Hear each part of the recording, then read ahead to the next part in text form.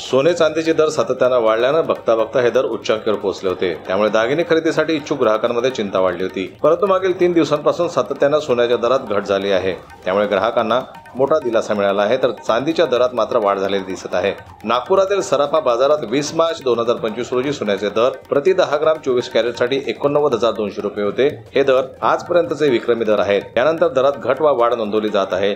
सोमवारी म्हणजे 24 मार्च 2025 रोजी सोन्याच्या दरात किंचित घट झाली होती। 25 मार्चला सोन्याच्या दरात पुन्हा घट झाली। त्यामुळे 13 दिवसानंतर सोन्याचे दर नागपुरात प्रति 10 ग्राम 24 कॅरेटसाठी 88,200 रुपये प्रति 10 ग्रॅम पर्यंत खाली आले, तर 26 मार्च 2025 रोजी हे दर आणखी खाली आले आहेत। नागपुरातील सराफा बाजारात मंगळवारी सोन्याचे दर 24 कॅरेटसाठी प्रति 10 ग्राम 87,900 रुपये, 22 कॅरेटसाठी 81,700 रुपये, 18 कॅरेटसाठी 68,600 रुपये, 14 कॅरेटसाठी 57,100 रुपये नोंदवले गेले। हे दर बुधवारी 24 कॅरेटसाठी प्रति 10 ग्राम 87,800 रुपये, 22 कॅरेटसाठी 81,700 रुपये, 18 कॅरेटसाठी 68,500 रुपये, 14 कॅरेटसाठी 57,100 रुपये नोंदवलं गेलं होतं।